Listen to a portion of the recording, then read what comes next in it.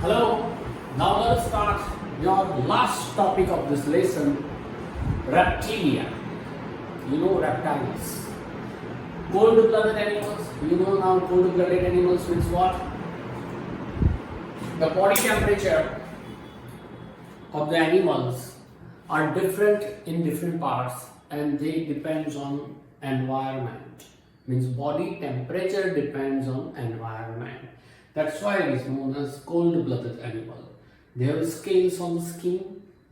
They respire through lungs. Means lungs are there already. Now evolution, 3-chamber heart. 2 to 3 chambers heart, and they lay eggs. As for example, snakes, turtle, lizards and crocodiles. Aves means birds, as you know. They are warm-blooded. Now see, cold-blooded to warm-blooded evolution start. 4-chamber, 3 to 4 chamber. But they lay eggs still. They have feathers and so they can fly easily. Means 2 forelimbs are modified for flight. Their bones are porous so that they can fly and lift very easily. And they respire through lungs again. All birds falls in these categories, aves. Now the last, that our group, mammalia. Warm-blooded. We are warm-blooded animal, 4-chamber heart. They have mammary gland for the production of milk to nourish their young child. Okay, this is in female. Skin has hair and has sweat gland, oil gland, etc. They produce young one, means they give birth to the child. But exceptions are there. Platypus and echidna, D silent here. Platypus and echidna lay eggs, whereas kangaroo give birth to the very poorly developed young ones. Okay, so they kept this baby in his pouch. As for example, human, cat, rat, bird, you can give any example. Now, last topic of the lesson is nomenclature. Nomenclature is the process of giving name, process of giving scientific name to the different animals as well as plants. Okay, so scientist Carlos Linnaeus introduced this system of scientific naming called nomenclature. Their features are what? That the name of the genus begins with capital letter.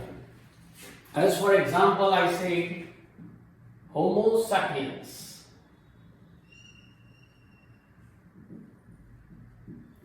Homo sapiens. Homo, H is the capital. Name of the species, small letter. Species. So 2 words are there. Okay. So it is also known as binomial nomenclature. Binomial nomenclature. Means 2 words are there. First is genus and second is species. As for example, this is the name of human being, name of frog, that is called Rana tigrina. Name is just like bee. Rana is the genus name and species name is tigrina. T you have to write in small letter. When it is printed, scientific name is printed, then it should be printed in italics, and when it is handwritten, then both the names have to be underlined separately this way. Don't underline totally. Okay, so this is your chapter. You have to repeat this chapter again and again. You have to learn this chapter again and again. Read it properly, because if you read it again and then you are familiar with this all words. Okay, this is very important. The features and characteristics are less, but the words are different, so maybe it mash up with each other. So first learn about the plant, then divide the animalia into 2 to 3 parts as I divide in my video lectures. Okay, so that's it for this chapter, diversity in living organism, and that's it for the biology also. Enjoy and stay safe.